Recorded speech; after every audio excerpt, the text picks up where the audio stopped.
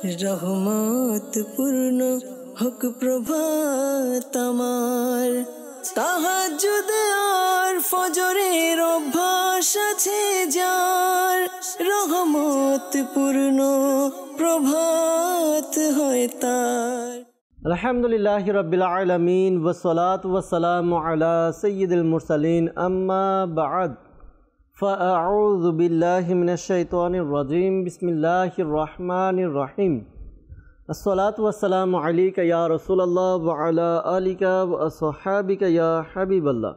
আসসালাতু ওয়াসসালামু আলাইকা ইয়া নবিয়াল্লাহ ওয়া আলা আলিকা ওয়া আসহাবিকা ইয়া নূরাল্লাহ।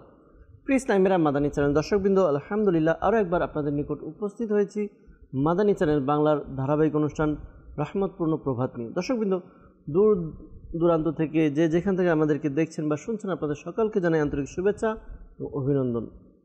দর্শকবৃন্দ, অনুষ্ঠান রহমতপূর্ণ প্রভাত, এই অনুষ্ঠানের মধ্যে আমরা চেষ্টা করি একটি টপিক নিয়ে আলোচনা করার জন্য। একটি বিষয় থাকে, ওই বিষয়ে আমরা মোবাল্লিগে দাওয়াত ইসলামী থেকে গুরুত্বপূর্ণ মাদানী ফুল নেই, যা আমাদের জীবনকে পরিবর্তন করার জন্য উপযোগী। দর্শকবৃন্দ, আজকে আমরা একটি বিষয় নিয়েছি, যে বিষয় নিয়ে আমরা আলোচনা করব, ডিসকাস করব।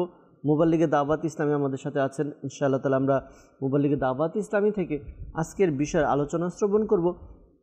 দর্শকবৃন্দ, এই অনুষ্ঠানের মধ্যে আমরা কোরআনে পাকের তেলাওয়াত শ্রবণ করি, হামদে বারি তাআলা শ্রবণ করি এবং নাতে রাসূল সাল্লাল্লাহু আলাইহি ওয়াসাল্লাম শুনি। আজকে মুবাল্লিগ হিসেবে আমাদের সাথে যুক্ত আছেন মুবাল্লিগে দাওয়াত ইসলামী মাওলানা আব্দুল মুত্তালিব মাদানী ভাই। পাশাপাশি আমাদের সাথে নাত পাঠকারী ইসলামী ভাই, নাতখাই ইসলামী ভাই মোহাম্মদ ইব্রাহিম আত্তারি ভাই আছেন। ইনশাআল্লাহ তাআলা আমরা আজকের বিষয় নিয়ে আলোচনা করব। বিষয় কি তা জানব। এর পূর্বে আসুন আমরা কোরআনে পাকের তেলাওয়াত শ্রবণ করব। কোরআনে পাকের তেলাওয়াত শুনে আমরা আমাদের দিনকে শুরু করব। এর পূর্বে দুরূদে পাক পাঠ করার একটি ফজিলত শ্রবণ করে নিই। আমাদের প্রিয় নবী রাহমাতুল আলামিন সাল্লাল্লাহু আলাইহি ওয়াসাল্লাম ইরশাদ ফরমান, যে ব্যক্তি আমার উপর 1000 বার প্রতিদিন দুরূদে পাক পাঠ করবে, সে ততক্ষণ পর্যন্ত মারা যাবে না যতক্ষণ না সে দুনিয়াতে থাকা অবস্থায় জান্নাতে কোথায় থাকবে দেখে না নেবে। সুবহানাল্লাহ। দুরূদে পাকের বেশুমার ফজিলত বরকত রয়েছে। ইনশাআল্লাহ তাআলা আমরাও চেষ্টা করি আমাদের দিনগুলো যেন আল্লাহ তাআলার জিকিরের মাধ্যমে, পাশাপাশি দুরূদে পাকের মাধ্যমে আমরা যেন অতিবাহিত করতে পারি। আল্লাহ তাআলা তৌফিক দান করুক। দর্শকবৃন্দ, আসুন আমরা কোরআনে পাকের তেলাওয়াত শ্রবণ করি। এরপর ইনশাআল্লাহ তাআলা হামদে বারি তাআলা, নাতে রাসূল ও আলোচনার দিকে যাব। আজকে আলোচ্য বিষয় কি, কোরআনে পাকের তেলাওয়াত শ্রবণ করে এরপর আপনাদেরকে জানানোর চেষ্টা করব। সাল্লু আলাল হাবিব সাল্লাল্লাহু তাআলা আলা মুহাম্মদ সাল্লাল্লাহু তাআলা আলাইহি ওয়াসাল্লাম। আউযু বিল্লাহি মিনাশ শাইতানির রাজীম। বিসমিল্লাহির রহমানির রহিম। ওয়াদ-দুহা ওয়াল-লাইলি ইযা সাজা মা ওয়াদ্দা'আকা রাব্বুকা ওয়া মা ক্বালা وللآخرة خير لك من الأولى ولسوف يعطيك ربك فترضى ألم يجدك يتيما فآوى ووجدك ضالا فهدى ووجدك عائلا فأغنى فأما اليتيم فلا تقهر وأما السائل فلا تنهر وأما بنعمة ربك فحدث صدق الله العظيم। মাশাআল্লাহ মাশাআল্লাহ। দর্শকবৃন্দ, আমরা কোরআনে পাকের তেলাওয়াত শ্রবণ করলাম, হামদে বারি তাআলা শুনবো। ইব্রাহিম ভাই আমাদের সাথে আছেন। আল্লাহ তাআলা আমাদেরকেও আমাদের দিনগুলো যেন কোরআনে পাকের তিলাওয়াতের মাধ্যমে, হামদে বারি তাআলা অর্থাৎ আল্লাহ তাআলার প্রশংসার মাধ্যমে আমরা যেন শুরু করতে পারি। আল্লাহ তাআলা আমাদেরকে এমন তৌফিক দান করুক। আলহামদুলিল্লাহ, অনেক আশিকে রাসূল, অনেক আশিকে কোরআন আছে, কোরআনে পাকের তেলাওয়াত করে, কোরআনে পাককে সঙ্গে রাখে। দর্শকবৃন্দ, আমাদের যে ডেইলি রুটিন রয়েছে, এই ডেইলি রুটিনের মধ্যে আমরা কিছু না কিছু কোরআনে পাকের তেলাওয়াত অবশ্যই করি। শেখে তরিকত আমির আহলে সুন্নাত দামাত বারাকাতুহুল আলিয়া নেক আমল রিসালার মধ্যে আমাদেরকে দিয়েছেন আমরা যেন যদি আমরা দেখি অনুবাদ তাফসির, তাহলে প্রতিদিন কমপক্ষে 3 আয়াত যদি আমরা পড়তে পারি তাহলে এটা আমাদের জন্য সৌভাগ্যের বিষয় হবে। আর কোরআনে পাকের তেলাওয়াত যদি আমরা নাও পারি, বছরের জন্য কমপক্ষে একবার কোরআনে পাকের তেলাওয়াত করি, অর্থাৎ খতম করি কোরআনে পাক তেলাওয়াত করে। আল্লাহ তাআলা তৌফিক দান করুক। প্রতিদিন আমরা কিছু না কিছু রুটিন বানাই, ইনশাআল্লাহ তাআলা কোরআনে পাকের ভালোবাসা, কোরআনে পাকের মুহাব্বত আমাদের অন্তরে সৃষ্টি হবে, পাশাপাশি এই কোরআন আমাদের শাফাআত করবে। দর্শকবৃন্দ, আসুন আমরা যাব নাথখা ইসলামী ভাই ইব্রাহিম ভাইয়ের কাছে, আমরা কালাম শ্রবণ করি। সাল্লু আলাল হাবিব সাল্লাল্লাহু তাআলা আলা মুহাম্মদ সাল্লাল্লাহু তাআলা আলাইহি ওয়াসাল্লাম। প্রিয় ইসলামী ভাইয়েরা, আসুন হামদে বাড়ি তালা পাঠ করার পূর্বে ভালো ভালো নিয়ত করে নিই, কেননা মোমেনের নিয়ত তার আমলের চেয়ে উত্তম। তো ইনশাল্লাহ আমি নিয়ত করে নিচ্ছি, আমি হামদে বাড়ি তালা পাঠ করব আল্লাহ পাক ও তার প্রিয় হাবিব সাল্লাল্লাহু আলাইহি ওয়াসাল্লামের সন্তুষ্টি অর্জনের জন্য। আপনারাও নিয়ত করে নিন, আপনারা হামদে বাড়ি তালা শ্রবণ করবেন আল্লাহ তাআলা ও তার প্রিয় হাবিব সাল্লাল্লাহু আলাইহি ওয়াসাল্লামের সন্তুষ্টি অর্জনের জন্য। তো আসুন হামদে বাড়ি তালা পাঠ করার পূর্বে দুরূদ শরীফ পাঠ করে নিই। সাল্লাল্লাহু আলাইকা ইয়া রাসূলুল্লাহ, সাল্লাল্লাহু আলাইকা ইয়া রাসূলুল্লাহ। বলি দুঃখ করে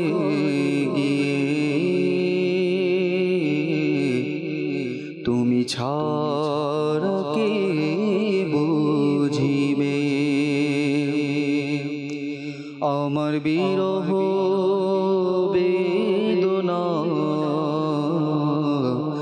মদনী মদিনে ওয়ালে। যখন হবে তোমার দিদার ইয়া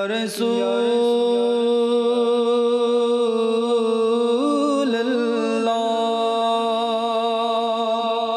যখন হবে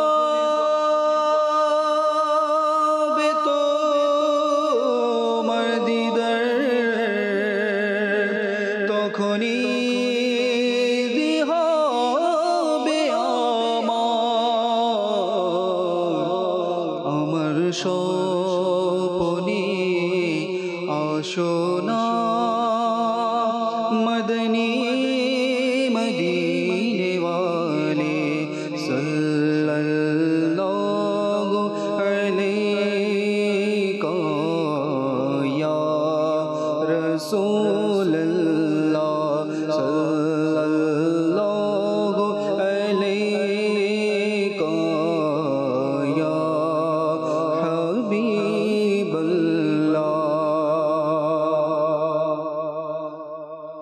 আল্লাহ আল্লাহ আল্লাহ লা ইলাহা ইল্লাহু, আল্লাহ আল্লাহ আল্লাহ লা ইলাহা ইল্লাহু, আল্লাহ আল্লাহ আল্লাহ লা ইলাহা ইল্লাহু, আল্লাহ আল্লাহ আল্লাহ লা ইলাহা ইল্লাহু, আল্লাহ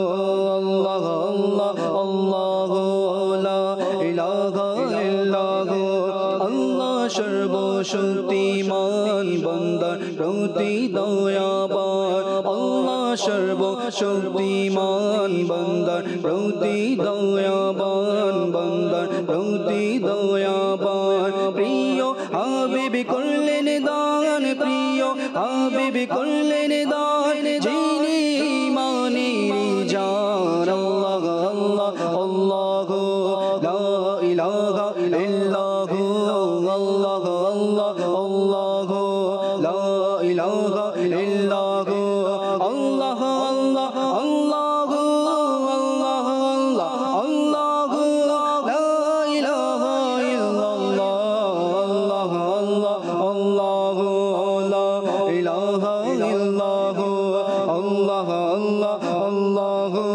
লা ইলাহা ইল্লাল্লাহু ও গো আল্লাহ দয়া করো নসিব করো মদিনা নসিব করো মদিনা ও গো খোদা দয়া করো নসিব করো মদিনা ও গো আল্লাহ দয়া করো নসিব করো মদিনা নসিব করো মদিনা নূর নবীকে না দেখাইয়া নূর নবীকে না দেখাইয়া কবর দেশে নিও না আল্লাহ আল্লাহ আল্লাহ লা ইলাহা ইল্লাল্লাহু আল্লাহ আল্লাহ আল্লাহ লা ইলাহা ইল্লাল্লাহু আল্লাহ আল্লাহ আল্লাহ আল্লাহ আল্লাহ আল্লাহ লা ইলাহা ইল্লাল্লাহ আল্লাহ আল্লাহ আল্লাহ লা ইলাহা ইল্লাল্লাহু আল্লাহ আল্লাহ আল্লাহ লা ইলাহা ইল্লাল্লাহু حسبي ربي جل الله ما في قلبي غير الله حسبي ربي جل الله ما في قلبي غير الله ما في قلبي غير الله حسبي ربي جل الله ما في قلبي غير الله ما في قلبي غير الله نور محمد صلى الله نور محمد صلى الله لا إله إلا الله الله الله لا إله إلا هو الله الله الله لا إله إلا هو الله الله الله الله الله لا إله إلا الله الله الله لا إله إلا هو الله الله الله لا إله إلا هو আমরা গুনাহগার বান্দা ক্ষমা করে দাও খোদা আমরা গুনাহগার বান্দা ক্ষমা করে দাও খোদা ক্ষমা করে দাও খোদা আমরা গুনাহগার বান্দা ক্ষমা করে দাও খোদা ক্ষমা করে দাও খোদা নূর নবীকে না দেখাইয়া নূর নবীকে না দেখাইয়া কবর দেশে নিও না আল্লাহ আল্লাহ আল্লাহ লা ইলাহা ইল্লাল্লাহু আল্লাহ আল্লাহ আল্লাহ লা ইলাহা ইল্লাল্লাহু আল্লাহ আল্লাহ আল্লাহ লা ইলাহা ইল্লাল্লাহু আল্লাহ আল্লাহ আল্লাহ আল্লাহ আল্লাহ লা ইলাহা ইল্লাল্লাহ আল্লাহ আল্লাহ লা ইলাহা ইল্লাল্লাহ। দর্শকবৃন্দ, আল্লাহ তাআলার নাম আল্লাহ আল্লাহ কত সুমধুর। যখন আমরা মুখে উচ্চারণ করি তখন আমাদের অন্তর কলিজা সব কিছু ঠান্ডা হয়ে যায়, শীতল হয়ে যায়। মন চায় যে শুধু আল্লাহ তাআলার জিকির করি, আল্লাহ তাআলার জিকিরের মধ্যেই যেন আমরা মগ্ন থাকি। দর্শকবৃন্দ, আমরা আলহামদুলিল্লাহ উপস্থিত হয়েছি, একটি বিষয় আমরা নিয়েছি। এই বিষয় আজকে যেটা আমরা আলোচনা করব ইনশাআল্লাহ তাআলা, তা হচ্ছে আল্লাহ পাকের জিকির। জি হ্যাঁ দর্শকবৃন্দ, আমরা এখন শুনলাম আল্লাহ আল্লাহ নামের জিকির করলাম। এই জিকির করার ফজিলত কি রয়েছে, আল্লাহ তাআলার নাম নিয়ে আমরা আল্লাহ তাআলার জিকির করব, এই জিকিরের গুরুত্ব কেমন রয়েছে, মাহাত্ম্য কেমন রয়েছে, এই বিষয় নিয়ে ইনশাআল্লাহ তাআলা আজকের অনুষ্ঠানের মধ্যে আমরা আলোচনা করার চেষ্টা করব ইনশাআল্লাহ তাআলা। মোবাল্লিগে দাওয়াত ইসলামী আব্দুল মুত্তালিব মাদানী ভাই আমাদের সাথে আছেন ইনশাআল্লাহ তাআলা। আজকের বিষয় নিয়ে তার সাথে আলোচনা করব।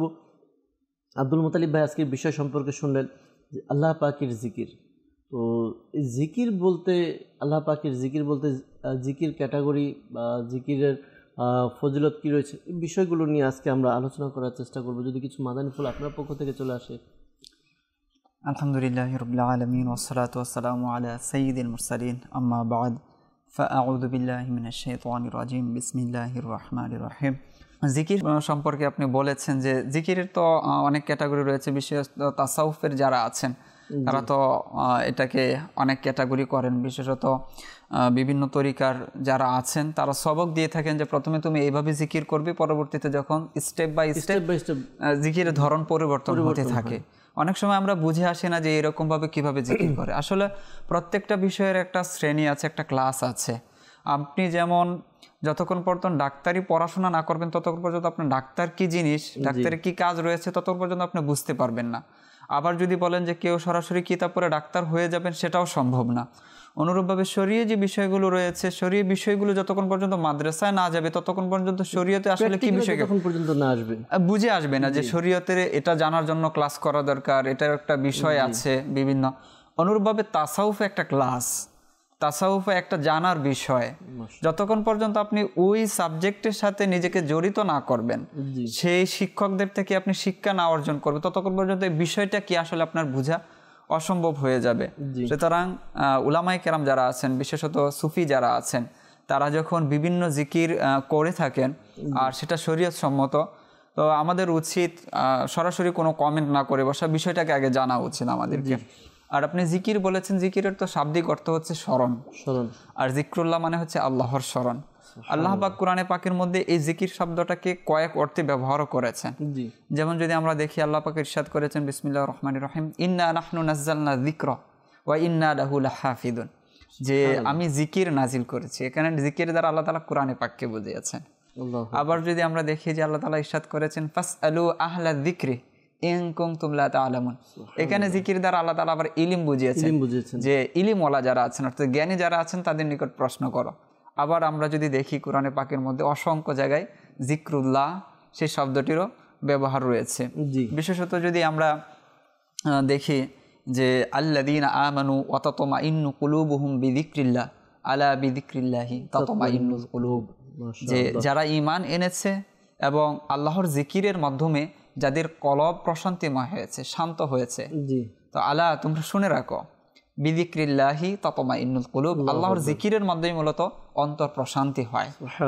তো এই আয়াতের ব্যাখ্যা করতে গিয়ে উলামায়ে কেরামগণ খুবই চমৎকার কিছু উদাহরণ দিয়েছেন যে আসলে অন্তরের প্রশান্তি আল্লাহ তাআলার জিকিরের মধ্যে। প্রত্যেকটা জিনিসের একটা বিষয়ের সাথে প্রশান্তি লিপ্ত আছে। যেমনিভাবে যদি আমি বলি যে সলিল অভ্যন্তর অর্থাৎ পানির মধ্যে যেমনিভাবে মাছ প্রশান্তিতে থাকে, মাছের শান্তির জায়গায় হচ্ছে পানি। অনুরূপভাবে যদি আমরা বিহঙ্গের কথা বলি, পাখির কথা বলি, পাখির শান্তির জায়গায় হচ্ছে উন্মুক্ত আকাশ। সেটাকে যদি আপনি খাঁচায় বন্দি করে রাখেন তো এর জন্য কখনো এটা শান্তিময় হতে পারে না। আপনি তাকে যত ধরনের খাবারই দেন না কেন, এটা তার জন্য কখনো শান্তির বিষয় না, আত্মিক শান্তি সে কখনো পাবে না। অনুরূপভাবে যদি আমরা অরণ্যের যে প্রাণীগুলো আছে, যদি হরিণ বলি, সিংহ বলি, বাঘ বলি, তাদের জন্য যদি আপনি অত্যাধিক আধুনিক শহর নির্মাণ করে যদি বলেন যে এই প্রাণীগুলো এখন থেকে শহরে থাকবে, এটা কি তার জন্য কখনো শান্তির হবে? ওই প্রাণীর জন্য কখনো শান্তির হবে না। অরণ্যের প্রাণী যেগুলো আছে তার জন্য অরণ্যেই শান্তির। অনুরূপভাবে বান্দা যে আছে, আমরা যারা আছি, মুসলমান যারা আছে, তাদের শান্তির জায়গা একটাই, সেটা হচ্ছে আল্লাহ তাআলার জিকির।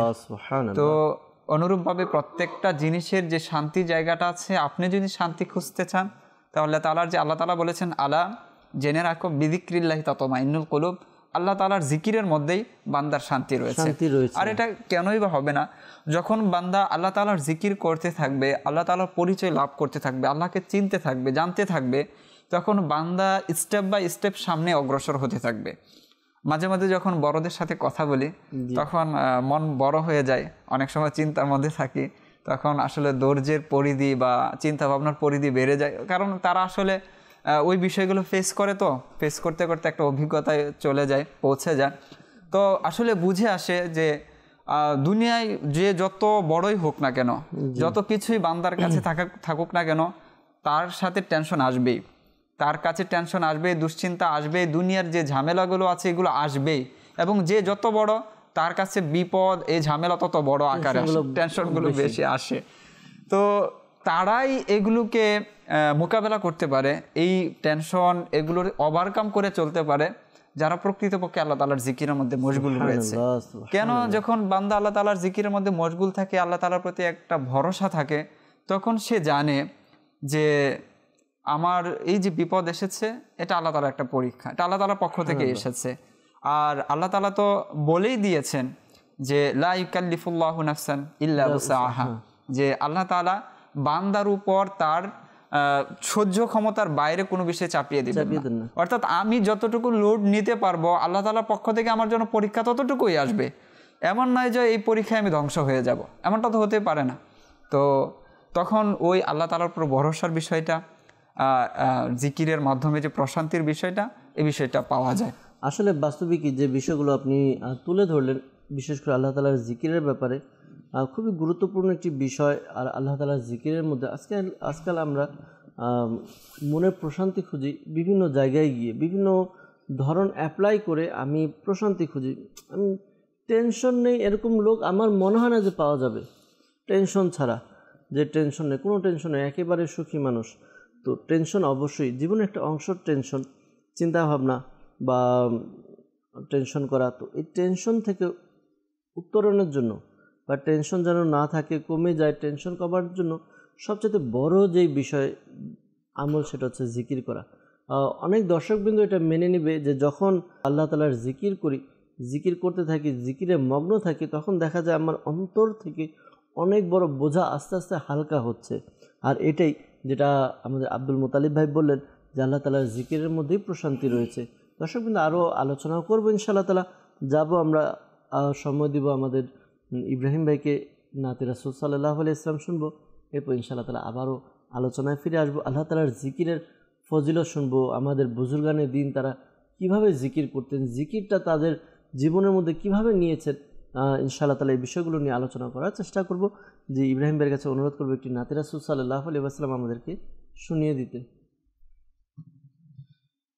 ইয়া মুস্তাফা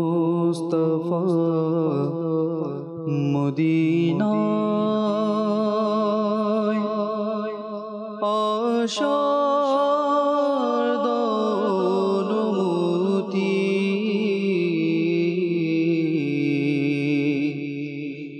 দেখিব এসে মদিনায় অপূর্ব দৃশ্যাবলী মুস্তাফা মদিনায় আশাদ অনুমতি দেখিব এসে মদিনায় অপূর্ব দৃশ্যাবলী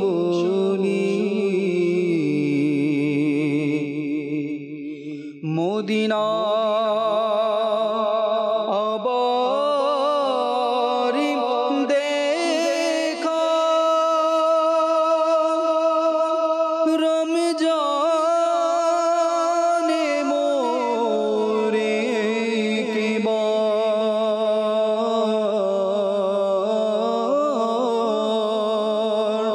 মদিনা আবারি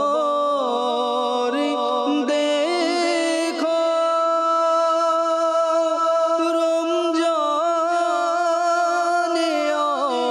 আবারে কিবা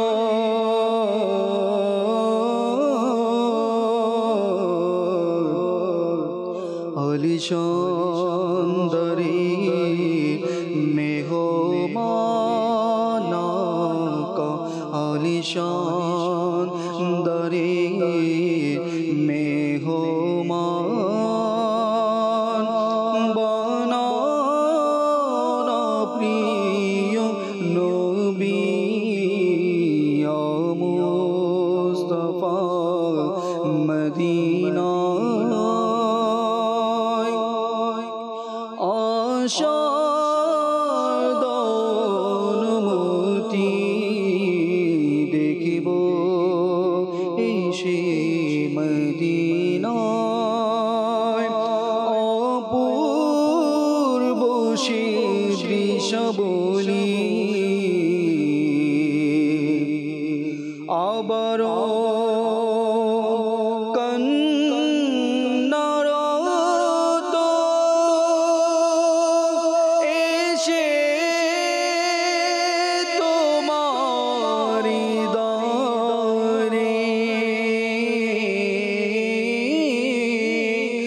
বড়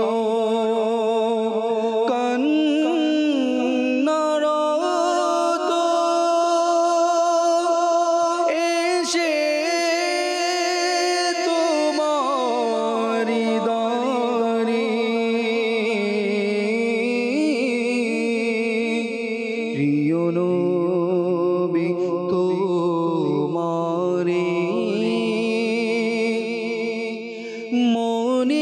মনের ব্যথা যেন বলি মুস্তাফা মদিনায় আশার অনুমতি দেখিব এসে মদিনায় অপূর্ব সে দৃশ্য বলিয়া মুস্তাফা মদিনায় ইয়া মুস্তাফা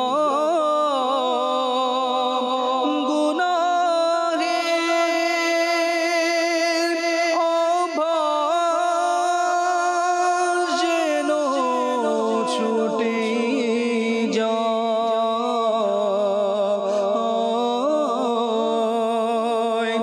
ইয়া মুস্তাফা গুনাহের অভার যেন ছুটে যায় সুন্নতির আমলদারি আকা সুন্নতির আমলদারি বানানা প্রিয় নবী মুস্তাফা মদিনায় আশার অনুমতি দেখিব এসে মদিনায় অপূর্ব সে দৃশ্য বলিয়া মুস্তাফা মদিনায় দুনিয়ার ধনীদের কাছে চায় না গরিব কিছু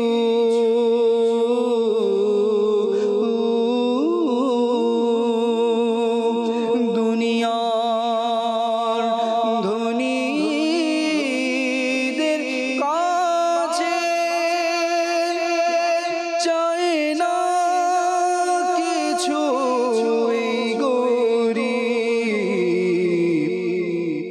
এই ভিখারি তোমারি ভিখারি কেবল তোমারি ও গো প্রিয় নবী মুস্তাফা মদিনায় আশার অনুমতি দেখিব এসে মদিনায় অপূর্ব দৃশ্য বলি আমল নামা ওজনে ব্যস্ত সবাই মিজানে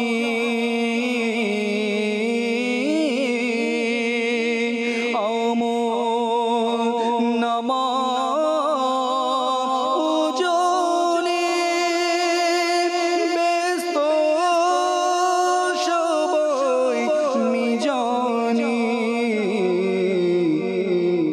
সে থাই লাজে আতারি রেখো তুমি প্রিয়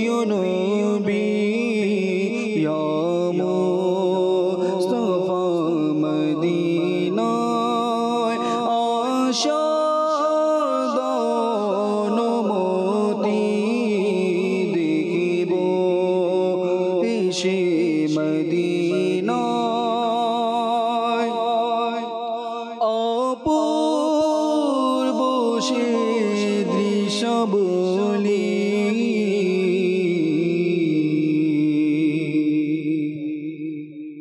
আল্লাহ করিম আমাদেরকে মক্কা মদিনাতে হাজিরি দেওয়া, নবী পাক সাল্লাল্লাহু আলাইহি ওয়াসাল্লামের রওজা পাকে হাজিরি দিয়ে দাঁড়িয়ে সালাতু সালাম পড়ার আল্লাহ তাআলা তৌফিক দান করুক। দর্শকবৃন্দ, মক্কা মদিনা এমন এক স্থান, পবিত্র স্থান, যেখানে আমার নবী পাক সাল্লাল্লাহু আলাইহি ওয়াসাল্লাম অবস্থান করেছেন।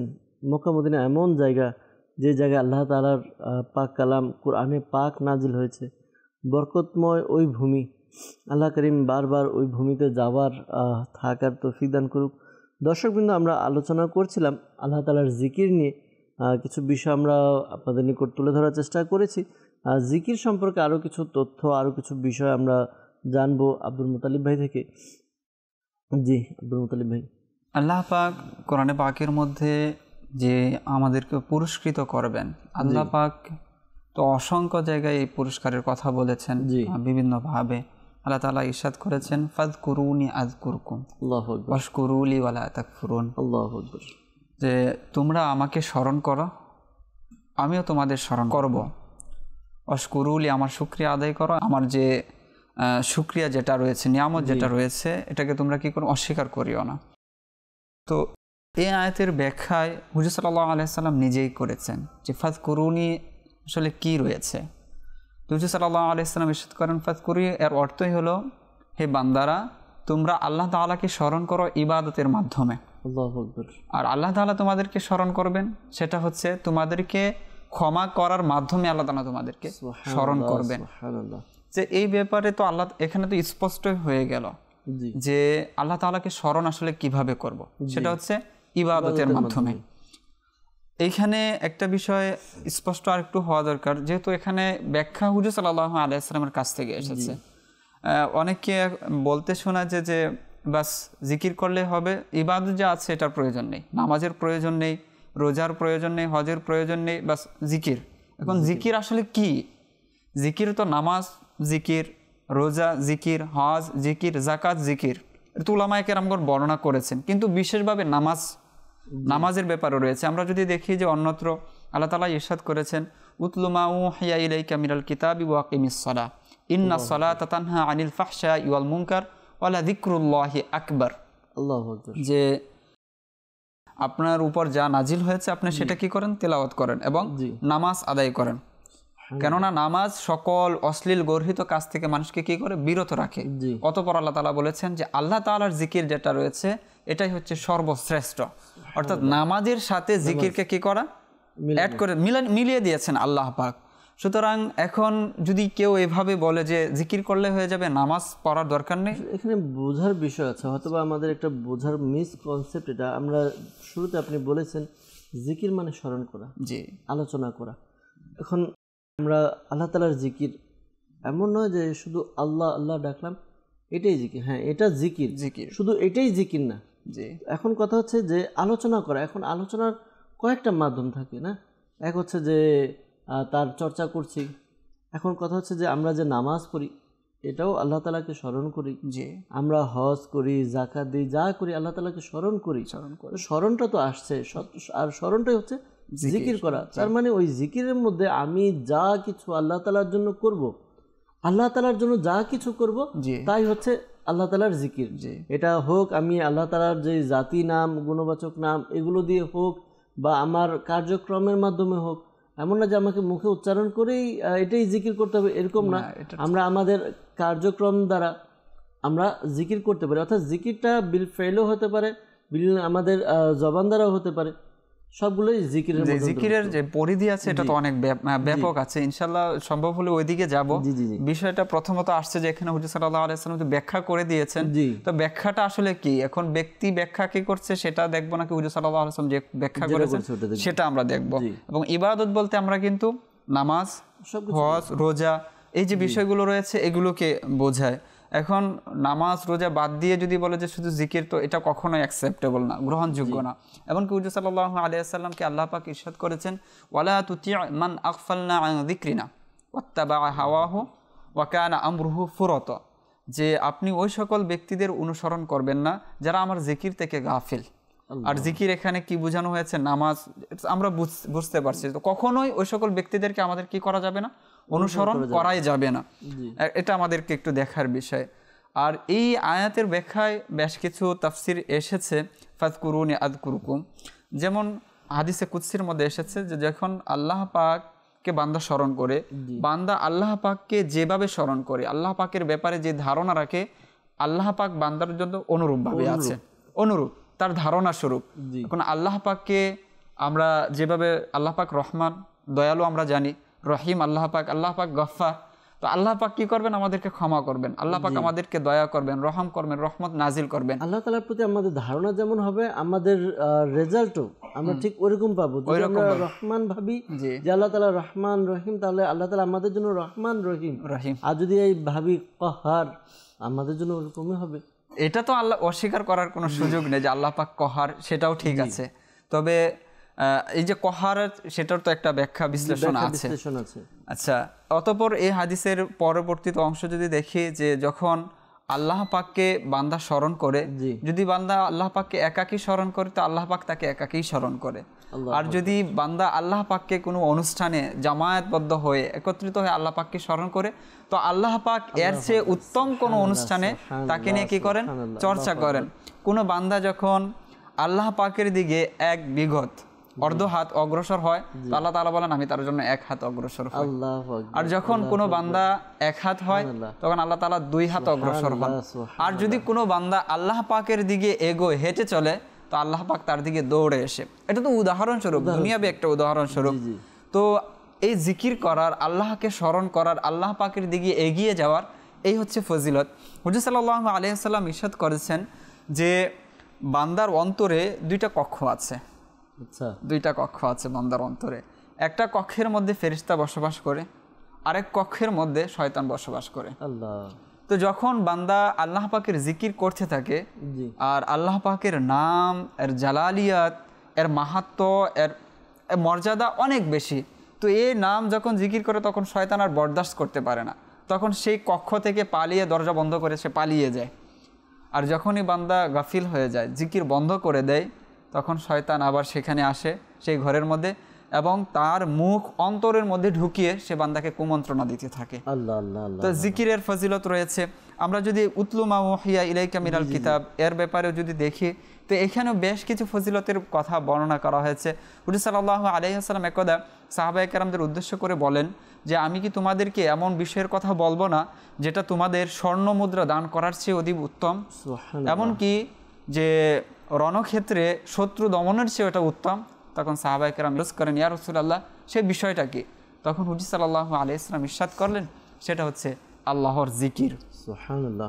অন্য এক হাদিসের মধ্যে বর্ণনা করা হয়েছে যে হুজুর সাল্লাল্লাহু আলাইহি ওয়াসাল্লাম ইরশাদ করেছেন যে ফেরেশতাদের একটি দল আছে, ফেরেশতাদের একটি দল আছে যারা জমিনের মধ্যে এসে মানুষদেরকে সন্ধান করতে থাকে, খুঁজতে থাকে যে আল্লাহ পাকের জিকিরকারী কে আছে, আল্লাহ পাকের প্রশংসা কে করছে। তো এরকম একদল ফেরেশতা দুনিয়ায় চলে আসে, আর আসার পর তাদেরকেই খুঁজতে থাকে যারা জিকির করছে, তাসবিহ পাঠ করছে। তো যখন তাদের মধ্য হতে কোনো একজন এরকম একটি জামাতকে পেয়ে যায়, দলকে পেয়ে যায় যারা আল্লাহ পাকের জিকির করছে, তাসবিহ পাঠ করছে, তখন সেই ফেরেশতা অন্য সকলদেরকে ডাকতে থাকে যে তোমরা আসো, তোমরা আসো, আমরা যার অনুসন্ধান করছিলাম, আমরা যাকে খুঁজছিলাম, যাদের খুঁজছিলাম তারা এখানে আছে। তখন সেই ফেরেশতারা একে একে আসতে থাকে, এমনকি তাদের এই যে স্তরটা প্রায় আসমান পর্যন্ত পৌঁছে যায়, এত পরিমাণে ফেরেশতা তাদেরকে প্রায় ঢেকে নেয়। তখন যখন সবাই একত্রিত হয়ে যায়, তখন আল্লাহ পাক তাদেরকে সম্বোধন করে বলে যে আমার বান্দারা কি করছে, অথচ আল্লাহ পাক তো সবকিছুই জানেন। ইন্নাহু আলিমুম বিদাতিস সুদূর, তিনি তো অন্তরের খবরও জানেন। তো ফেরেশতাদেরকে জিজ্ঞাসা করেন, এখানে মূলত হচ্ছে আল্লাহ তাআলা গর্ব করা তার বান্দাদেরকে নিয়ে, যে আমার বান্দারা আসলে আমাকে কি করছে, স্মরণ করছে। তো ফেরেশতারা বলেন যে আমার বান্দারা, যখন আল্লাহ তাআলা আমার বান্দারা কি করছে, তখন ফেরেশতারা বলেন যে তোমার বান্দারা তোমার পবিত্রতা বর্ণনা করছে, তোমার শ্রেষ্ঠত্ব বর্ণনা করছে, তোমার মহিমা বর্ণনা করছে। সুবহানাল্লাহ। তখন আল্লাহ পাক এই বিষয়টাকে আরো স্পষ্ট করে দেন যে আমার বান্দারা কি আমাকে দেখেছে, কারণ ফেরেশতারা তো আল্লাহ তাআলার পরিচয় এরকম ভাবে জানে, ওইরকম জানে। তো তাদের কাছে বান্দার ফজিলতটা আরো স্পষ্ট করার জন্য, আরো বাড়ানোর জন্য আল্লাহ তাআলা আবার প্রশ্ন করলেন যে আমার বান্দারা কি আমাকে দেখেছে? তো ফেরেশতারা বলে তো দেখে নাই। তো যদি দেখতো তো বলে তোমার যে শ্রেষ্ঠত্ব, তোমার পবিত্রতা, তোমার মহত্ব তারা আরো আগ্রহের সাথে বর্ণনা করতো, তারা আরো সুন্দরভাবে, আরো চমৎকার ভাবে বর্ণনা করতো। তো তখন আল্লাহ তাআলা বলেন আচ্ছা তারা আমার এই যে মহত্ব, আমার শ্রেষ্ঠত্ব, আমার পবিত্রতা বর্ণনা করছে, কেন বর্ণনা করছে? তো তারা চাচ্ছে তারা যেন জান্নাত পেয়ে যায়। তো বলেন তো তারা কি জান্নাত দেখেছে? কিন্তু জান্নাত তো দেখে নাই। তো যদি জান্নাত দেখেনি তো বললো ইয়া আল্লাহ, তো সেটাকে পাওয়ার জন্য তারা আরো উদ্গ্রীব হয়ে যেত, আরো বেকুল হতো, আরো আগ্রহী হতো। আচ্ছা তারা কি কোনো কিছু থেকে পরিত্রাণ পাওয়ার জন্য কিছু চাচ্ছে? বলে হ্যাঁ আল্লাহ পাক, তারা জাহান্নাম থেকে মুক্তি পাওয়ার জন্য তোমার কাছে আশ্রয় চাচ্ছে, তোমার কাছে ক্ষমা চাইছে, প্রার্থনা করছে। তো বলে তারা কি জাহান্নাম দেখেছে? বলে জাহান্নাম তো দেখে নাই। তো তারা যদি জাহান্নাম দেখতো বলে তাহলে তো জাহান্নাম থেকে বাঁচার জন্য আরো বেকুল হয়ে যেত, তোমার নিকট আরো ইস্তেগফার করতো, তোমার নিকট আরো তাউজ পাঠ করতো। তো তখন আল্লাহ পাক ওই ফেরেশতাদেরকে উদ্দেশ্য করে বলেন যে হে ফেরেশতারা, তোমরা সাক্ষ্য হয়ে যাও, এই সকল বান্দা যারা আছে আমি তাদেরকে ক্ষমা করে দিলাম, তাদের পুরস্কৃত করার যে বিষয়টা রয়েছে। তো তখন ওই মজলিস যেটা আছে না, ওই মজলিসের মধ্যে এরকম একজন ব্যক্তি, সে এখানে মূলত জিকির করার জন্য উপস্থিত হয়নি, সে কোনো প্রেক্ষাপটে কোনো ইত্তেফাকান কাকতালীয়ভাবে সেখানে মজলিসে উপস্থিত ছিল। তো সেই মজলিসের মধ্যে সেও যেহেতু ছিল, আল্লাহ তাআলা বলেছেন মজলিসের সকলকেই ক্ষমা করে দিলাম। তো বললেন যে ওই ব্যক্তিও ক্ষমাপ্রাপ্ত। তো ফেরেশতারা বলেন আল্লাহ এত জিকির করার জন্য আসেনি। আল্লাহ তো বলেন জিকির করার জন্য না আসুক, এই যে আমার বান্দারা রয়েছে জিকিরকারী, আমি তাদের উসিলায় তাদের মজলিসে যেহেতু সে আছে এই জন্য আমি তাকেও ক্ষমা করে দিয়েছি। কত দয়া আল্লাহ তাআলার, যে এই যে জিকির রয়েছে এর মাহাত্ম্য তো বর্ণনা তো উলামায়ে কেরামগণ এই হাদিসের ব্যাখ্যায় বলেন, এক তো হচ্ছে এখানে যারা জিকির করে রয়েছে, আল্লাহ তাআলার জিকির যারা করে সমবেত হয়ে একত্রিত হয়ে, এর একটা ফজিলত এখানে রয়েছে যে তাদেরকে তো আল্লাহ তাআলা মাফ করে দেন, এবং তাদের যে মহিমা মর্যাদা এটা ফেরেশতাদের মধ্যে আল্লাহ তাআলা বড় করে বয়ান করেন যে তাদের এই মহত্ব, এই মর্যাদা, তারা আমাকে দেখেনি তারপর আমার এইভাবে মহিমার বর্ণনা করেছে, তারা জান্নাত দেখিনি এর উপর তাদের যে বিশ্বাস রয়েছে সেটারও একটা বর্ণনা রয়েছে, এর প্রতি উদ্গ্রীব, জাহান্নাম দেখিনি, জাহান্নাম থেকে বাঁচা, এবং শুধু তাদেরকে আমি ক্ষমা করিনি, তাদের মজলিসে যে জিকির করার জন্য আসেনি তাদের উসিলায় ওই ব্যক্তিকে আমি ক্ষমা করে দিয়েছি। এখানে বান্দার উসিলাও একটা বিষয় দেখা যায়, যাদের নেক বান্দা রয়েছে, জিকিরকারী রয়েছে, তাদেরকেও আল্লাহ কি করেন, ক্ষমা করে দেন। আর এখানে উলামায়ে কেরামগণ আরো একটি চমৎপ্রদ বিষয় বর্ণনা করেন যে এই সকল জিকিরকারী যারা রয়েছে তারা ফেরেশতাদের চেয়ে আফজাল, ফেরেশতাদের চেয়ে উত্তম। তো বলে কেন ফেরেশতার চেয়ে উত্তম? বলে ফেরেশতার চেয়ে উত্তম এই জন্য যে ফেরেশতাদের দুনিয়াবি কোনো কাজ নেই, আল্লাহ তাআলার পক্ষ থেকে তারা যা আদেশপ্রাপ্ত হন তারা সেটাই করেন, তাদের না নফস আছে, না তাদের খাবারের প্রয়োজন আছে, না তাদের পরিবারের ব্যয়ভার বহন করার কোনো বিষয় আছে, এই বিষয়গুলো নেই, তারা আল্লাহ তাআলার জিকির করছে, আল্লাহ তাআলার প্রশংসা করছে। কিন্তু এই যে দুনিয়াবাসী যারা রয়েছে, যারা একত্রিত হয়ে আল্লাহ তাআলার জিকির করছে, তাদের দুনিয়াবি চাহিদা আছে, তাদের খাবার খেতে হয়, তাদের পরিবারের যে চাহিদা আছে সেটা মেটাতে হয়, শয়তানের সাথে তাদের লড়াই করতে হয়, নফসের বিরুদ্ধে লড়াই করার পর তারা এখানে জিকিরে একত্রিত হয়েছে, আল্লাহ তাআলার জিকির করছে। এই জন্য ফেরেশতাদের চেয়ে এই সকল বান্দারা কি রয়েছে, আফজাল, উত্তম রয়েছে। আচ্ছা, সমবেত হওয়ার জিকিরের ব্যাপারে ফজিলত আরও রয়েছে। আল্লাহ পাক কোরআনে পাকের মধ্যে ইরশাদ করেছেন হুজুর সাল্লাল্লাহু আলাইহি সাল্লামকে উদ্দেশ্য করে যে ওয়াসবির নাফসাকা মাআল্লাযিনা ইয়াদউনা রাব্বাহুম বিল গাদাত ওয়াল আশিয়্যি ইউরিদুনা ওয়াজহাহু, যে ওই সকল ব্যক্তিদের সাথে আপনি একত্রিত হয়ে যান, মিলিত হয়ে যান, যারা আল্লাহ তাআলাকে ডাকে, আল্লাহ তাআলাকে স্মরণ করে সকাল সন্ধ্যায়। কেন? আল্লাহ তাআলার সন্তুষ্টি অর্জনের জন্য। যখন এই আয়াত নাজিল হলো তো হুজুর সাল্লাল্লাহু আলাইহি সাল্লাম কামরার মধ্যে ছিলেন, হুজরার মধ্যে ছিলেন, তখন তিনি বেরিয়ে গেলেন।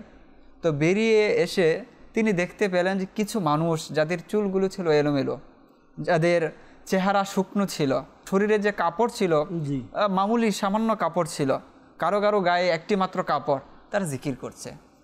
হুজুর সাল্লাল্লাহু আলাইহি সাল্লাম এসে সেই সকল ব্যক্তিদের সাথে বসে যান এবং বসে তাদেরকে উদ্দেশ্য করে বলতে থাকেন যে সকল প্রশংসা আল্লাহ পাকের, যে আমার উম্মতের মধ্যে এরকম মহিমা, এরকম মর্যাদাবান কি করেছেন, বান্দাও আল্লাহ তাআলা রেখে দিয়েছেন, যারা আল্লাহ তাআলার মহিমা মর্যাদা বয়ান করছেন, আল্লাহ পাক আমাকে আদেশ দিয়েছেন আমি যেন তাদের সাথে বসি। সুবহানাল্লাহ, তো সুবহানাল্লাহ। তখন যারা ছিল এটা তাদের একটা ফজিলতর বিষয় রয়েছে।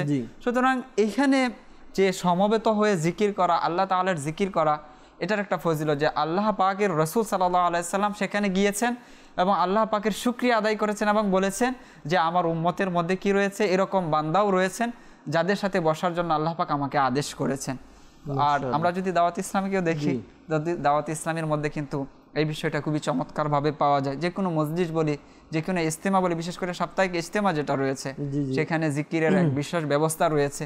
তো আমি তো বলবো যে আমাদের সাপ্তাহিক ইজতেমা যেটা রয়েছে আপনার এলাকায় যদি হয়ে থাকে, অবশ্যই এই সম্মিলিত জিকির যেটা রয়েছে সেখানে কোরআন ও হাদিসের আলোচনা হচ্ছে, সেখানে আল্লাহ পাকের হামদ করা হচ্ছে, সেখানে হুজুর সাল্লাল্লাহু আলাইহি সাল্লামের সানাখানি তার নাত বর্ণনা করা হচ্ছে, এমনকি সর্বশেষ জিকির এবং আল্লাহ তাআলার নিকট প্রার্থনা করা হচ্ছে, দোয়া করছে, এটা যেন আমাদের কোনোভাবে হাতছাড়া না হয়ে যায় ইনশাআল্লাহ তাআলা। বিশেষ করে দাওয়াত ইসলামী 3 দিনের সুন্নত ভরা ইজতিমা, জিকিরের এক বিশাল মাহফিল। তো যখনই 3 দিনের সুন্নত ভরা ইজতিমার ঘোষণা আসবে, ডেট, আমরা ইনশাআল্লাহ তাআলা দলে দলে ইনশাআল্লাহ তাআলা ওই ডেটে, ওই তারিখে যেখানে ইজতিমা হবে সেখানে জড়ো হব।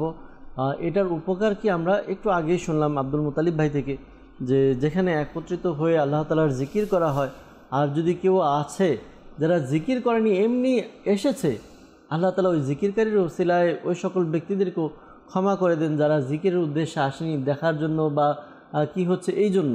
তো দর্শকবৃন্দ, জিকির এমন একটা বিষয় যা আমাদের জীবনের অত্যন্ত একটি গুরুত্বপূর্ণ বিষয়। অনেকে আছে জিকির করেন, আর জিকির শুধু মানুষ করে বা মানুষ করবে এমন নয়, আল্লাহ তাআলা প্রত্যেকটা সৃষ্টি আল্লাহ তাআলার জিকির করে। এক একজনের জিকির এক এক রকম। যেমন মনে করেন পাখির জিকির আছে, প্রাণীর জিকির আছে, মাছের জিকির আছে, এমনকি যেগুলো জড় বস্তু আল্লাহ তাআলা জিকির করেন। ইনশাআল্লাহ তাআলা এটা নিয়ে কিছু আলোচনা করবো ইনশাআল্লাহ তাআলা। তবে যে বিষয়টি, যে জিকির ব্যতীত কোনো বস্তু, কোনো সৃষ্টি নেই, একমাত্র মানুষ এমন যে তারা জিকির থেকে উদাসীন হয়। অন্যান্য জিনিস যখন তারা জিকির থেকে উদাসীন হয় তখন তাদের সাথে এমন হয় যেমন কোনো পাখি খাঁচায় আটকা পড়ে এই জন্য যে সে আল্লাহ তাআলার জিকির থেকে উদাসীন হয়েছে। কোনো গাছ কাটা হয় তখন যখন ওই গাছ আল্লাহ তাআলার জিকির থেকে কি হয়, উদাসীন হয়ে যায়। মাছ তখন জালে ধরা পড়ে যখন সে জিকির থেকে উদাসীন হয়। দর্শকবৃন্দ, একটু চিন্তা করি জিকির আমাদের জীবনে কতটুকু গুরুত্বপূর্ণ। প্রত্যেকটা বস্তু, প্রত্যেকটা প্রাণী, প্রত্যেকটা সৃষ্টি যখনই তারা এই জিকির থেকে, আল্লাহ তাআলার জিকির থেকে উদাসীন হয় তখনই তাদের সাথে কোনো না কোনো কাজ হয়। দর্শকবৃন্দ, আল্লাহ তাআলা আমাদেরকে বোঝার তৌফিক দান করুক। কিছু কল নিব, আপনাদের কল অনুষ্ঠানে নেব, এরপর ইনশাআল্লাহ তাআলা আবারও আলোচনা ফিরে আসবো। বুজুর্গানের দিনের জিকিরের ধরন কেমন ছিল তা ইনশাআল্লাহ তাআলা শুনবো। জি, কল শুনিয়ে দিন। আমার নাম ইয়াহিয়া বাবু। আমি আপনাদের চ্যানেলটা দেখি 1 বছর উপর হয়ে গেছে। আমার কাছে খুবই ভালো লাগে আপনাদের চ্যানেল, আমি রেগুলার দেখতেছি। আপনাদের অসংখ্য ধন্যবাদ। মাশাআল্লাহ, শুকরিয়া। আপনি আমাদের অনুষ্ঠান দেখছেন, আল্লাহ তাআলা বরকত দান করুক। সাথে থাকুন, নিজে দেখুন, অপরকে দেখার জন্য উৎসাহিত করুন। পরবর্তী কল। আমার নাম মোহাম্মদ ইমাম হোসেন, বরিশাল পিরোজপুর থেকে বলছিলাম। আমি একটা গজল শুনতে চাই। গজলের নাম প্রিয় নবীর কোকিল আমি, মদিনা আমার বাগান, শোনালে আমি খুশি হই। জি, আমাদেরকে বরিশাল পিরোজপুর থেকে কল করলেন। প্রিয় নবীর কোকিল আমি এই কালামটি শুনতে চেয়েছেন। সাথে থাকুন, অনুষ্ঠান দেখুন, ইনশাআল্লাহ তাআলা চেষ্টা করব। ইব্রাহিম ভাই নোট করে নিচ্ছেন। আমরা ইনশাআল্লাহ তাআলা আপনার পছন্দের কালাম শোনার চেষ্টা করব। পরবর্তী কল।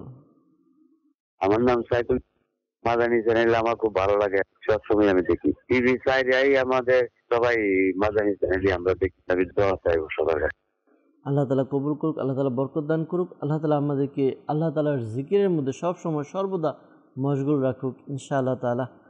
পরবর্তী কল। আমার নাম মোহাম্মদ বেলাল, কিশোরগঞ্জ থেকে বলছি। আমি নিয়মিতভাবে মাদানী চ্যানেল দেখি, আমার কাছে খুব ভালো লাগে। আলহামদুলিল্লাহ, একটা নাচ শুনতে চাই।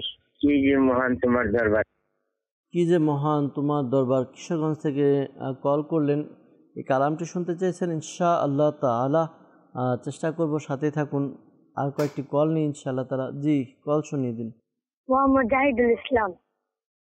আমি মাদানী চ্যানেল দেখি। মাদানী চ্যানেল আমার কাছে অনেক ভালো লাগে। আজকে যে অনুষ্ঠান হচ্ছে রহমতপূর্ণ প্রবাদ, আমার কাছে অনেক ভালো লাগে। আমার পরিবারের সবাই মাদানী চ্যানেল দেখে। আমার নানা অসুস্থ এবং আমার জন্য দোয়া করবেন। আল্লাহ তাআলা সুস্থতা দান করুক, দোয়া করি। পাশাপাশি দর্শকবৃন্দ যারা আছে তারাও দোয়া করবে। আল্লাহ তাআলা সবাইকে সুস্থ রাখুক, ভালো রাখুক। মাদানী চ্যানেল আমরা দেখতে থাকি, মাদানী চ্যানেলের মাধ্যমে ইনশাআল্লাহ তাআলা অনেক অনেক অনেক কিছু আমরা শিখতে পারবো, জানতে পারবো। পরবর্তী কল। আমি পঞ্চগড় থেকে বলছি। আমি একটি মানকাবাত শুনতে চাই খাজা গরিবে নওয়াজের শানে। জি, মানকাবাত শুনতে চেয়েছেন খাজা গরিবে নওয়াজ রহমতুল্লাহ তাআলা আলাইহির শানে। ইনশাআল্লাহ তাআলা চেষ্টা করব। আমাদের ইব্রাহিম ভাই লিখে নিচ্ছেন, নোট করে নিচ্ছেন। ইনশাআল্লাহ তাআলা আমরা পর্যায়ক্রমে শুনবো, কিছু কিছু পংক্তি শুনবো। পুরো কালাম শুনতে গেলে অনেকটা সময় লাগবে, যেহেতু আমাদের আলোচ্য একটি বিষয় রয়েছে জিকির, আল্লাহ তাআলার জিকির সম্পর্কে আমরা আলোচনা করব। তো দর্শকবৃন্দ যারাই কল করেছেন আপনাদের সবাইকে আন্তরিকভাবে শুভেচ্ছা জানাচ্ছি, অভিনন্দন জানাচ্ছি, শুকরিয়া আদায় করছি। আপনারা আমাদেরকে দেখছেন, আপনাদের এই যে দেখাটা, আপনাদের কল, এটা আমাদের অনুপ্রেরণা দেয় ভবিষ্যতে এই চ্যানেলের বিভিন্ন অনুষ্ঠানকে আরও অগ্রসর করার জন্য, আরও আপডেট করার জন্য। তো এইভাবে আপনাদের ভালোবাসা আমাদের সাথে সবসময় থাকবে। তো সাথে থাকি, যাব ইব্রাহিম ভাইকে সময় দেব। ইব্রাহিম ভাই আমাদেরকে দেখি কোন কোন কালাম আমাদেরকে শোনায়। জি ইব্রাহিম ভাই, আমাদেরকে যেই রিকোয়েস্টগুলো এসেছে ইসলামী ভাইদের, যে কালাম শুনতে চেয়েছেন, যদি কিছু কালামের পংক্তি শুনে নিতে পারতাম। প্রিয় নবীর কুকিলামে মদিনায় আমার বাগান তারি ধ্যানে মগ্ন থাকি করি তারি গুণগান। আল্লাহ আল্লাহ আল্লাহ আল্লাহ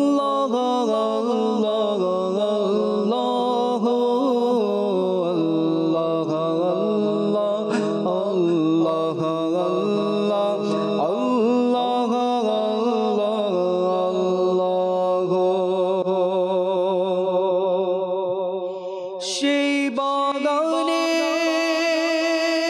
দিনে রাতে আসে কত ফেরেশতা, সেই বাগানে শুয়ে আছে নবীদের উপদেষ্টা, সেই বাগানের জন্য আমি সেই বাগানে দেব প্রাণ তারি ধ্যানে মগ্ন থাকি করি তারি গুণগান। আল্লাহ আল্লাহ আল্লাহ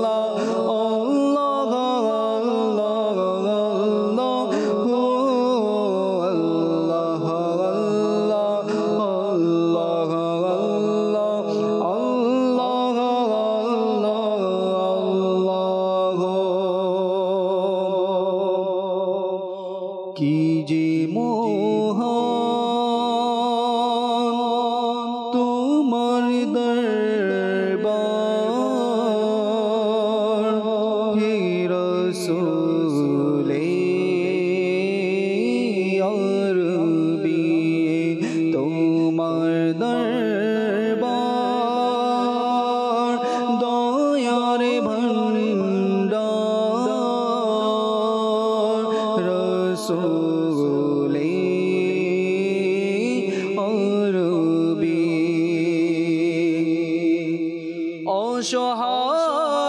অসহায়দের তুমি সহায়, রাসূলে আরবি।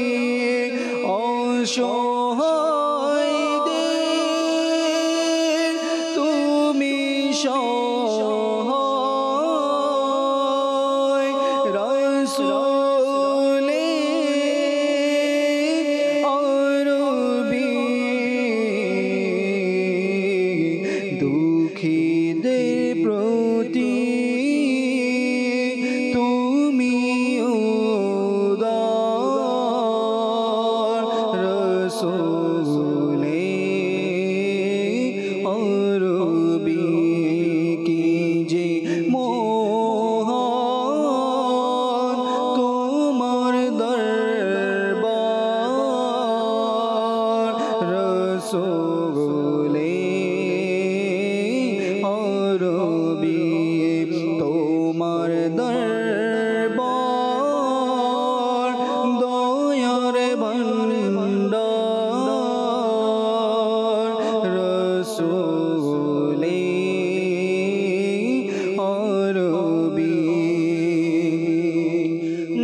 জাহানের তুমি বাদশাহ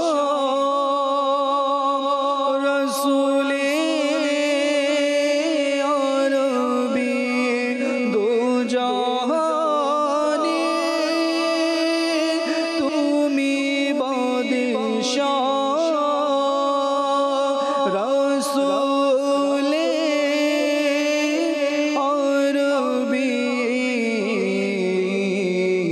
তুমি নবীদের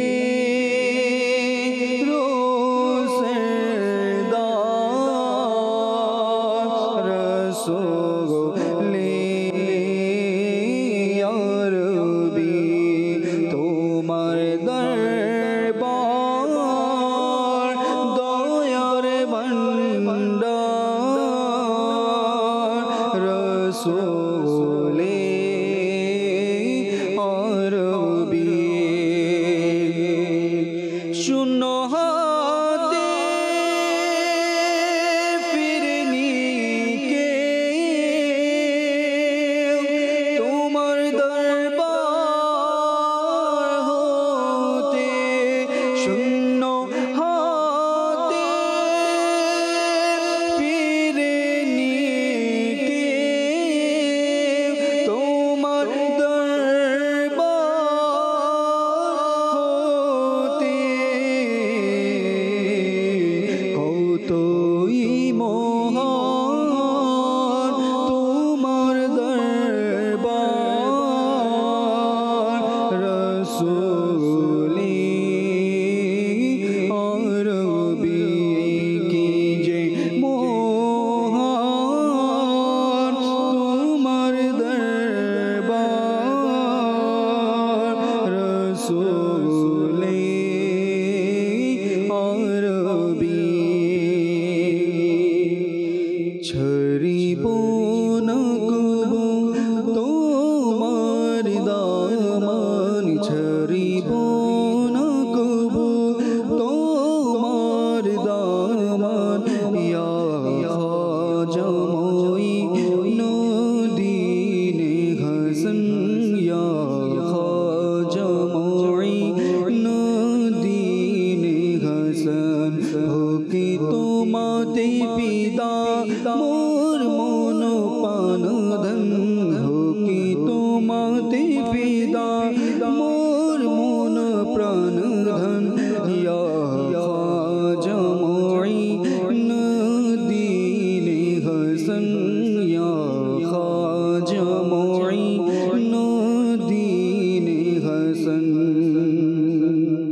আজমির আমি গিয়ে খোদা চাদর ছড়াবো ফুলের আজমির আমি গিয়ে খোদা চাদর ছড়াবো ফুলের চাদর ছড়াবো ফুলের আরি হব আমি তোমাতে বিলীন আরি হব আমি তোমাতে বিলীন ইয়া খাজামই নদীনে হাসান ইয়া খাজামই নদীনে হাসান ছড়িব না কবু তোমার দামান ছড়িব না কবু তোমার দামান ইয়া খাজামই নদীনে হাসান ইয়া খাজামই নদীনে হাসান যে দিকে তাকাই ধরাতে আমি যেন খাজা শুধু তোমাকে দেখি যে দিকে তাকাই ধরাতে আমি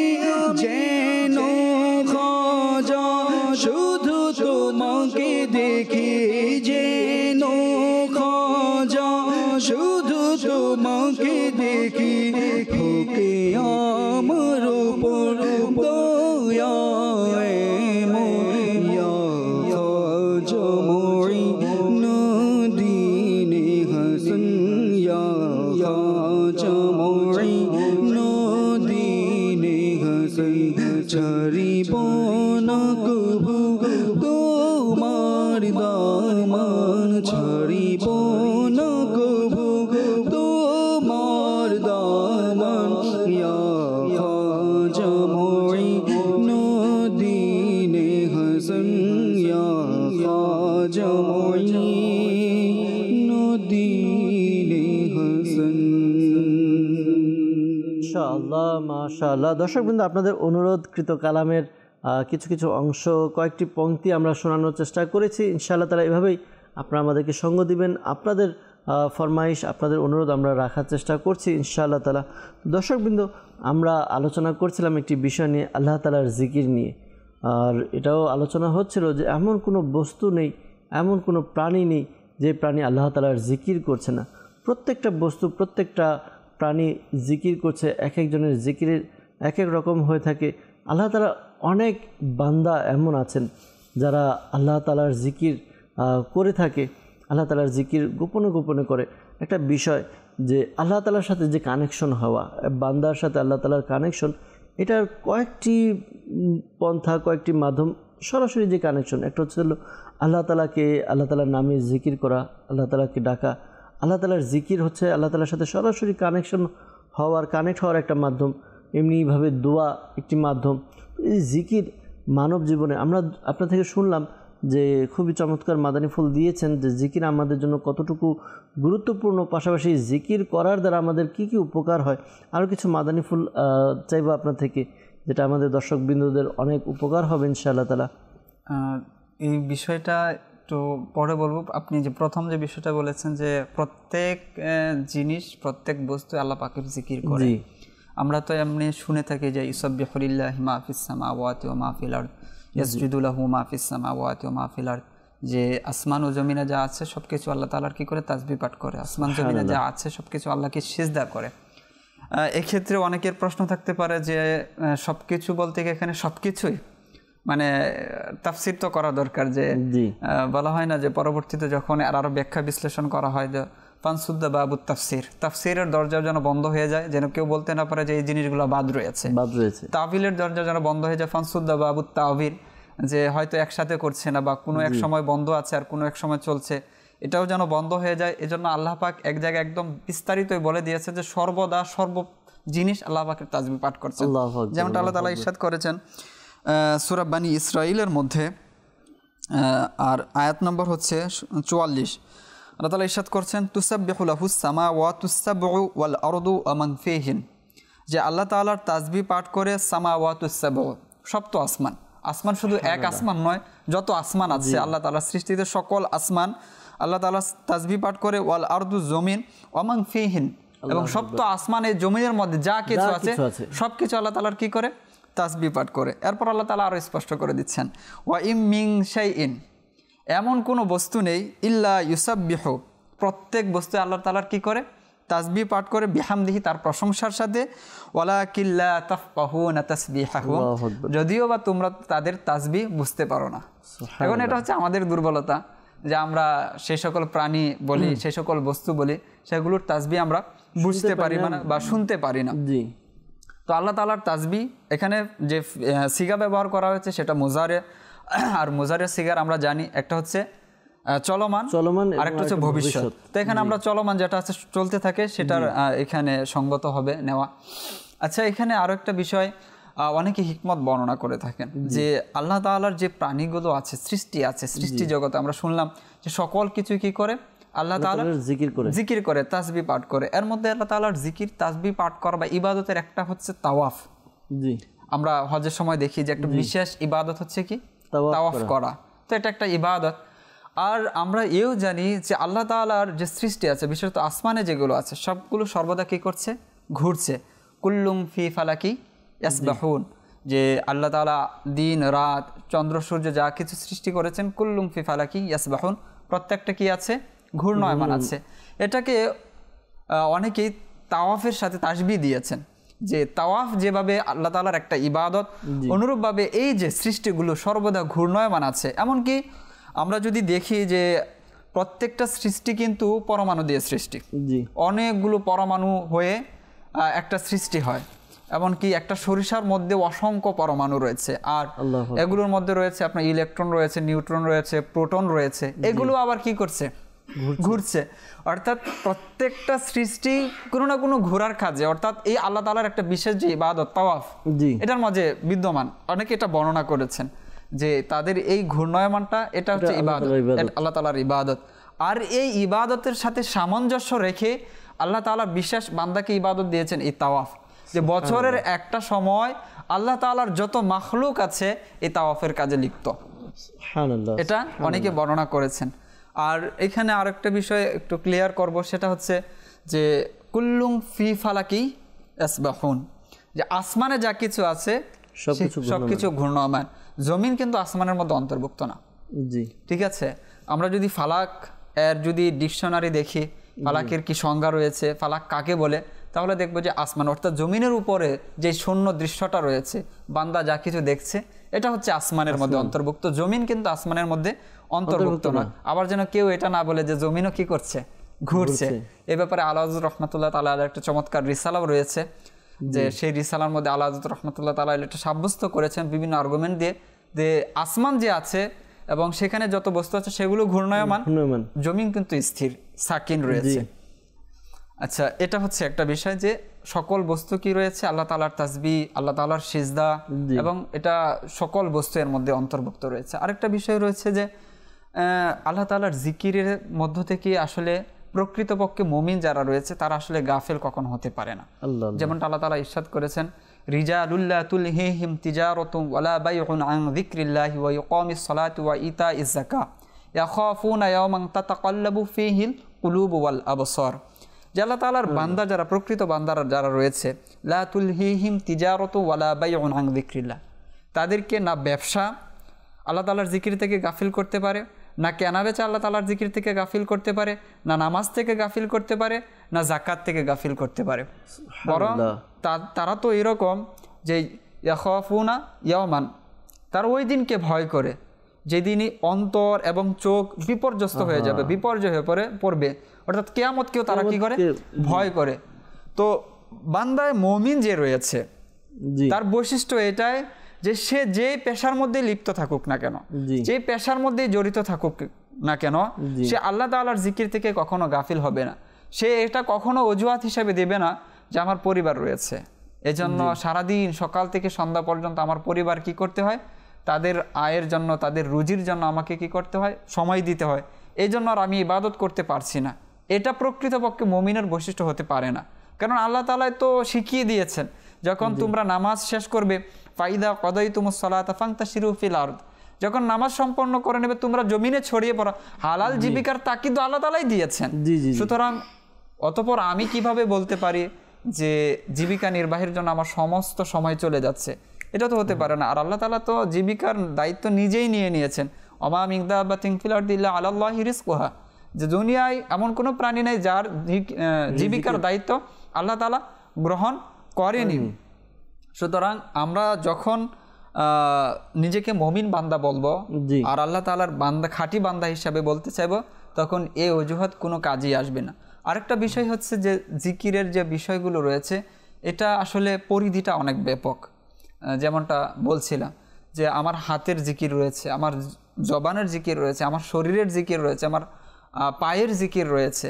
হাতের জিকিরের কি রয়েছে যে এই হাত দ্বারা সর্বদা ভালো কাজ করা, সর্বদা ভালো কাজে মানুষদেরকে কি করা, সহযোগিতা করা। এমনকি এও বলা হয়েছে যে যখন বান্দার অন্তর কঠোর হয়ে যায়, যে জিকিরের একটা সম্পর্ক তো কঠোরতা দূর হওয়া, যে অন্তরের যে ময়লা রয়েছে সেটা যেন দূরীভূত হয়। অন্তরকে নরম করার অন্যতম একটা চিকিৎসা হচ্ছে যে হাত দ্বারা এতিম যারা রয়েছে তাদের মাথায় হাত বুলিয়ে দেওয়া, তাকে খাবার খাওয়ানো, তাকে স্নেহ করা। তো যেই বান্দা এতিমের সাথে এই ধরনের আচরণগুলো করবে তার অন্তর নরম হয়ে যাবে, কোমল হয়ে যাবে। তো এইভাবে এই কাজগুলো আমাদেরকে করতে হবে যেন আমাদের অন্তর নরম হয় এবং আমাদের যেন জিকিরের সাথে। খুব সুন্দর একটি পয়েন্ট আপনি বলেছেন আব্দুল মুতালিব ভাই, যে এই যে মানুষ আজকে অনেকের একটা অভিযোগ যে আমার অন্তর কঠোর, বা মানে কঠোরতা আর কঠোরতা, এখানে নরম হয় না অন্তর। এটার একটা কারণ যে আল্লাহ তাআলার জিকির থেকে আমরা উদাসীন। আল্লাহ তাআলার জিকিরের মধ্যে আমরা নেই। এই কারণে আমাদের অন্তর যে বলে না যে যখন আল্লাহ তাআলার জিকির করা হয় না তখন এক একটা গুনাহ করার দ্বারা আমাদের অন্তরের মধ্যে এক একটা কালি পড়ে, ফোঁটা পড়ে, এটা পড়তে পড়তে একটা সময় পুরো কল্প এটা কালো হয়ে যায় আর কঠোর হয়ে যায়। তো এই কঠোরতা কেউ যদি চায় যে আমি নম্র হব, আমার যেন কথার মধ্যে যেন একটা মিষ্টতা আসে, আমার ব্যবহারে যেন একটা মিষ্টতা আসে, তো বুঝতে হবে যে আমি আল্লাহ তাআলার জিকির থেকে উদাসীন। এই কারণে আমার অন্তর কঠোর, এই কারণে আমার ভাষাও কঠোর, আমার চালচলনও কঠোর। তো আমি যখন আল্লাহ তাআলার জিকিরের মধ্যে যাব, আমরা বুজুর্গানের দিন তাদের জীবনে যদি দেখি, তাদের অভ্যাসে মোবারকে এটা যে তাদের তবিয়ত, তাদের ঈদ ছিল একেবারে নরম, কারোর সাথে ঝাড়াঝাড়ি, ঝগড়া বিবাদ এরকম তাদের ছিল না অভ্যাস। এটার কারণ কি? তারা আল্লাহ তাআলার জিকিরের মধ্যে ছিলেন। তো আল্লাহ তাআলার জিকিরের মধ্যে আমাদের সর্বদা সবসময় আল্লাহ তাআলার জিকির আসলে কোরআনে পাকের অসংখ্য আয়াত রয়েছে আল্লাহ তাআলার জিকির করার। আরেকটা আয়াতের দিকে আমি ইশারা করব, এখানে জিকিরও রয়েছে, আর একটা বিষয়ের দিকে আমাদেরকে মনোযোগ হওয়ারও একটা তাকিদ দেওয়া হয়েছে। আল্লাহ তাআলা ইরশাদ করেছেন, আল্লাযীনা ইয়াযকুরুনাল্লাহা কিয়ামান ওয়া কুউদান ওয়া আলা জুনুবিহিম। ওই সকল ব্যক্তি যারা আল্লাহ তাআলাকে স্মরণ করে, আল্লাহ তাআলার জিকির করে, কোন অবস্থায়? কিয়ামান, দাঁড়ানো অবস্থায়, কুউদান, বসা অবস্থায়, ওয়া জুনুবান, এবং শায়িত অবস্থায়। জি। তো এই তিন অবস্থা ছাড়া তো বান্দা কোনো অবস্থা খালি থাকে না, অর্থাৎ তিন অবস্থার মধ্যেই থাকবে, অর্থাৎ দাঁড়িয়ে থাকবে, নয় বসা থাকবে, নয়তো শুয়ে থাকবে। সর্ব অবস্থায় আল্লাহ তাআলার কি করতে হবে? জিকির করতে হবে। আরেকটা বিষয় হচ্ছে ওয়ায়াতাফাক্কারুনা ফি খালকিস সামাওয়াতি ওয়াল আরদ রব্বানা মা খালাকতা হাযা বাতিলা সুবহানাকা ফাকিনা আযাবান নার। অতঃপর যারা আল্লাহ তাআলার সৃষ্টি সম্পর্কে গৌর ফিকির করে, ফি খালকিস সামাওয়াতি ওয়াল আরদ, আল্লাহ তাআলার যে সৃষ্টি রয়েছে, জমিন ও আসমান রয়েছে, এর ব্যাপারে আমাদেরকে কি করতে বলা হয়েছে? চিন্তা ভাবনা করতে বলা হয়েছে। এর ফজিলত অনেক রয়েছে। এক সাহাবী রাসূল এরকমভাবে খোলা আকাশের নিচে তাকিয়ে আকাশের তারকাগুলো দেখছিলেন এবং দেখে সেগুলো ভাবছিলেন যে এত চমৎকার সৃষ্টি, এত তারা, এত সুন্দর। তো তখন আল্লাহ তাআলার নিকট সে দোয়া করলো, আল্লাহ তাআলা তুমি সত্য, তুমি যা সৃষ্টি করেছো সবগুলো সত্য, তুমি আমাকে ক্ষমা করে দাও।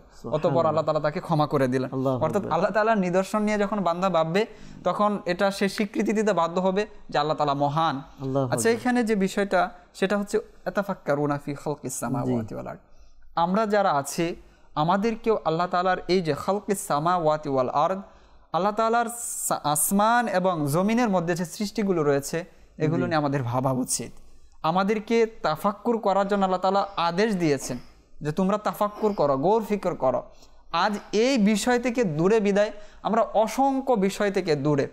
আজ আসমান যে যে সৃষ্টি রয়েছে এর মধ্যে কি কাজ রয়েছে, এইগুলো কিভাবে কাজ করছে, এগুলো কিভাবে চলছে, এর নিজাম কি রয়েছে, জমিনের মধ্যে গাছপালা রয়েছে, হাওয়া রয়েছে, বাতাস রয়েছে, পাখি রয়েছে, এগুলো কিভাবে চলছে, এর নিজাম কি রয়েছে, যখন এগুলো নিয়ে আমরা একটু গৌর ফিকর করব, চিন্তা ভাবনা করব, আমরা প্রযুক্তি যে বিষয়গুলো রয়েছে এক্ষেত্রে আমরা এগিয়ে যেতে পারবো।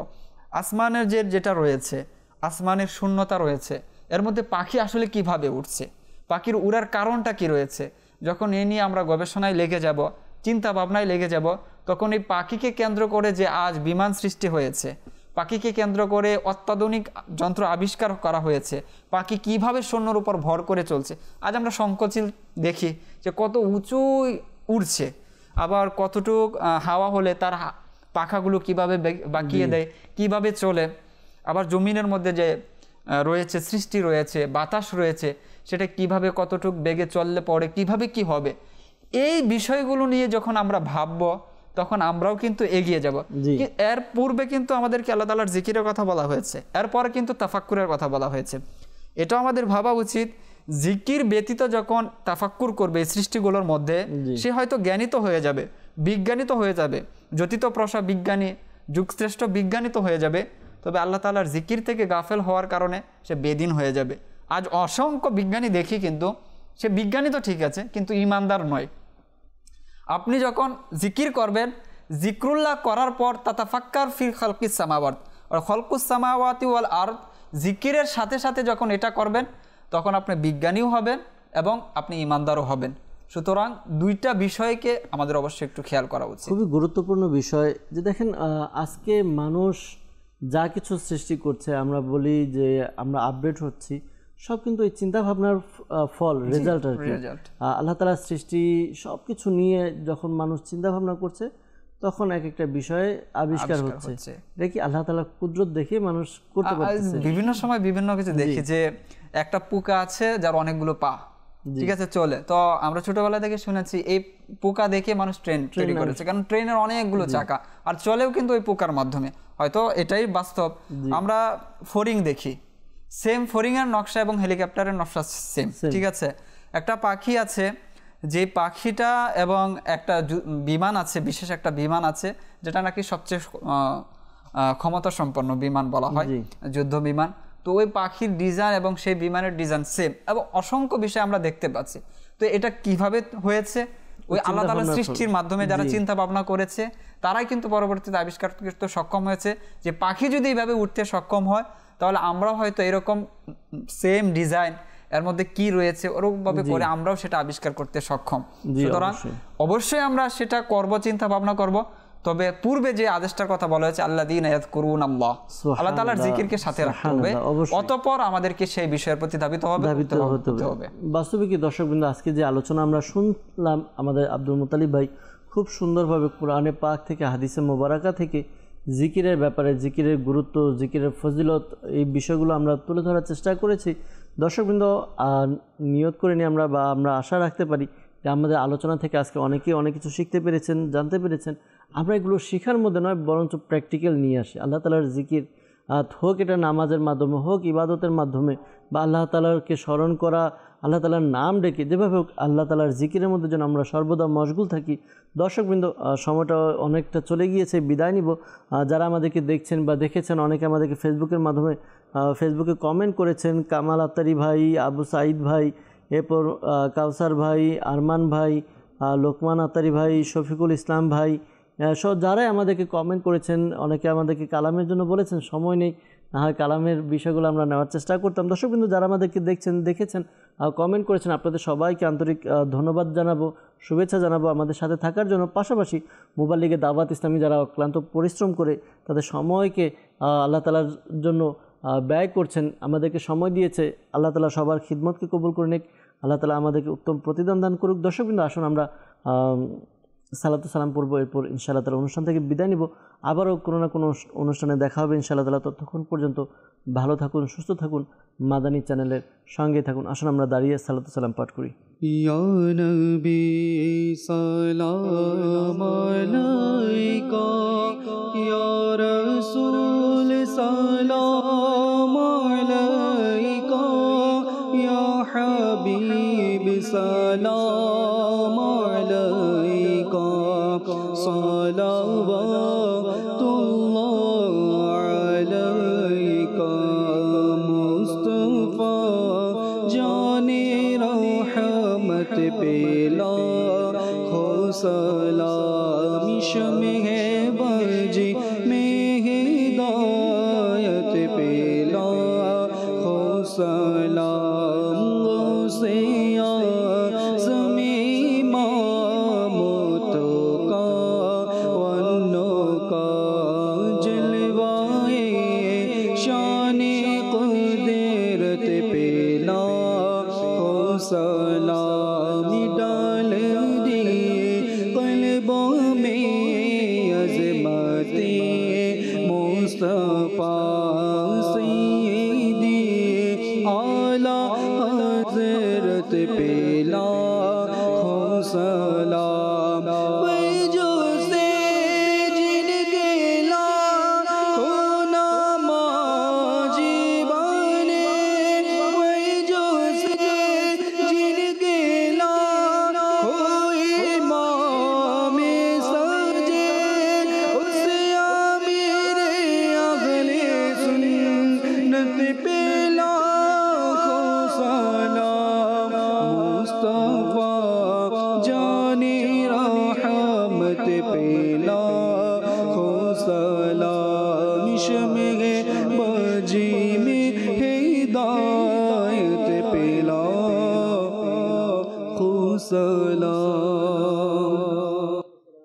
या रसूलल्लाह व अला आलिका व अस्हाबिका या हबीबल्लाह, सुब्हानक अल्लाहुम्मा व बिहम्दिका ला इलाहा इल्ला अंता अस्तगफिरुका व अतूबु इलैक, सुब्हानक अल्लाहुम्मा ওয়া বিহামদিকা লা ইলাহা ইল্লা আনতা আস্তাগফিরুকা ওয়া আতুবু ইলাইক সুবহানাকাল্লাহুম্মা ওয়া বিহামদিকা লা ইলাহা ইল্লা আনতা আস্তাগফিরুকা ওয়া আতুবু ইলাইক সালাতু ওয়া সালামু আলাইকা ইয়া নবিয়াল্লাহ ওয়া আলা আলিকা ওয়া আসহাবিকা ইয়া নূর আল্লাহ বিহাক্কি লা ইলাহা ইল্লাল্লাহু মুহাম্মাদুর রাসূলুল্লাহ সাল্লাল্লাহু তাআলা আলাইহি ওয়াসাল্লাম।